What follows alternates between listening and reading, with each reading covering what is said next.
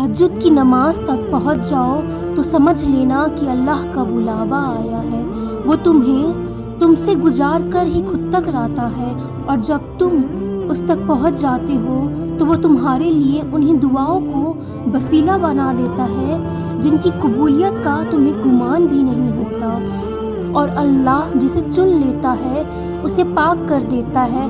وہ اسے ہر اس چیز سے پاک کر دیتا ہے جو اس کے اور تمہارے درمیان حائل ہوتی ہے۔ وہ تمہاری دعاؤں کو ہر اس رکاوٹ سے پاک کر دیتا ہے جو کن کا راستہ روکے کھڑی ہوتی ہے، اور پھر معجزے ایسے ہی ہوتے ہیں جسے نہ تو کبھی کسی نے دیکھا ہوتا ہے اور نہ کبھی سنا ہوتا ہے۔ اور اللہ پاک نے قرآن میں فرمایا کہ تم مجھے ویسا ہی پاؤ گے جیسا گمان کرو گے۔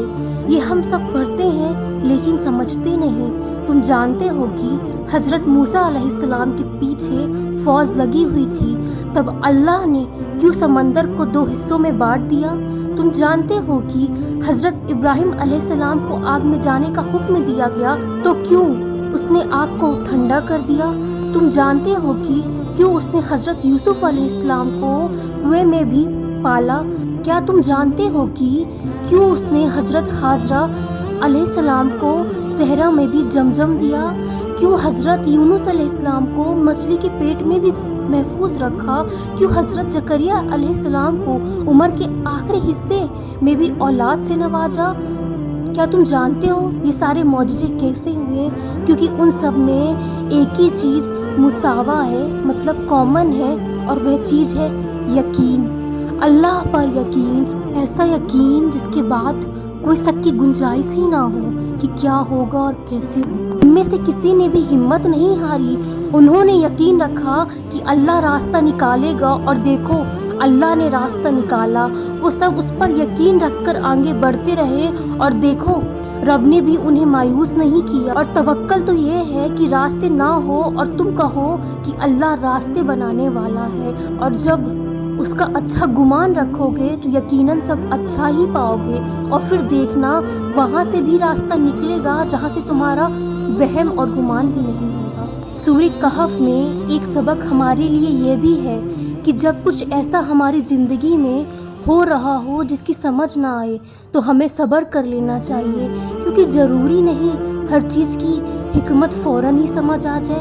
کبھی کبھی یہ باتیں وقت کے ساتھ سمجھ آتی ہیں اور وقت سارے راز کھول دیتا ہے۔ صبر کر لو یہ سوچ کر کہ جو ہو رہا ہے اسے میں اللہ کی مصلحت اور تمہاری بہتری ہے، اور صبر کرنے والوں کو اللہ بہت خوش رکھتا ہے۔ جو اللہ تمہارے لیے چاہتا ہے کیا تم اس سے بہتر اپنے لیے چاہ سکتے ہو؟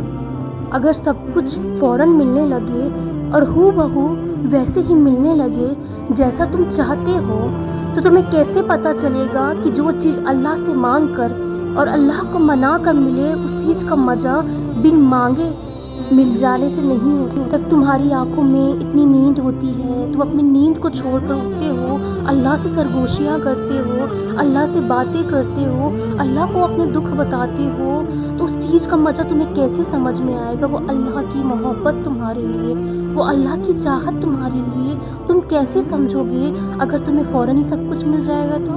جب تم غم سے پریشان ہوتے ہو، جب تم اللہ سے دعائیں کر کے آنسو بہاتے ہو، جب تمہیں لگ رہا ہوتا ہے کہ سب ختم ہو گیا، جب تمہیں لگ رہا ہوتا ہے کہ تمہاری دعاؤں کو سنا نہیں گیا، جب تمہیں لگ رہا ہوتا ہے کہ اب جواب نہیں آئے گا، تب اللہ تعالیٰ تمہیں دیکھ رہا ہوتا ہے، تمہاری دعاؤں کو سن رہا ہوتا ہے۔ وہ مسکراتا ہوگا تمہیں تہجد میں یہ دعا مانگتے دیکھ کر کہ میرا بندہ مجھ سے کتنا پیار کرتا ہے کہ اس پہر مجھ سے آیا ہے اپنی نیند چھوڑ کر مجھ سے باتیں کرنے۔ اگر تمہیں پتہ لگ جائے نا کہ اللہ تعالیٰ نے تمہارے لیے کیا اجر رکھا ہے تو تمہیں کبھی کسی چیز کا غم نہیں ہوگا، تمہیں آزمائش چھوٹی لگنے لگے گی اور اللہ کی محبت غالب آ جائے گی۔ مگر ہر چیز کا ایک وقت اللہ تعالیٰ نے مقرر کر کے رکھا ہوا ہے، تو تم بھی دعا کرو اور بہترین وقت کا انتظار کرو، اور نصیب سے نہیں گھبراؤ، کیونکہ وہ اللہ کی ہاتھ میں ہے جو تم سے بے انتہا محبت کرتا ہے۔ نصیب تو اس اللہ کے ہاتھ میں ہے جو تمہیں بن مانگے اتنا دیتا ہے تو تمہیں مانگنے پر کیسے نہیں دے گا؟ کیا آپ کو پتہ ہے کہ دعا کی طرف ہم نہیں جاتے ہیں، اللہ ہی ہے جو ہم سے دعائیں کرواتا ہے۔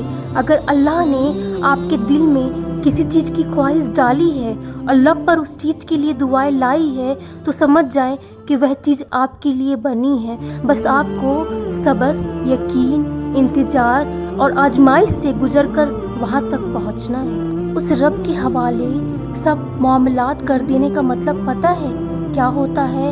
اس کا مطلب ہوتا ہے کہ مکمل یقین کے ساتھ صبر کر جانا، اس بات کا اطمینان کر لینا کہ اب جو بھی ہوگا وہی بہترین ہوگا، کیونکہ وہ رب آپ سے بے حد محبت کرتا ہے۔ وہ کچھ بھی ایسا نہیں ہونے دے گا جو آپ کو نقصان پہنچائے۔ اب اپنے سارے معاملات اللہ کے حوالے کر دو اور خود کو اس پریشانی سے آزاد کر دو کہ کیا ہوگا، کب ہوگا اور کیسے ہوگا، کیونکہ اب تمہارے معاملات سنبھالنے والا وہ عرش اعظم کا بادشاہ ہے۔ وہ اللہ ہے جس نے تمہیں بنایا ہے، وہ اللہ ہے جو تمہیں 70 ماؤں سے بھی زیادہ پیار کرتا ہے۔ تم کہتے ہو کہ درد اب برداشت سے باہر ہو گیا ہے، اور اللہ کہتا ہے کہ وہ کسی کی جان پر اس کی طاقت سے زیادہ بوجھ نہیں ڈالتا۔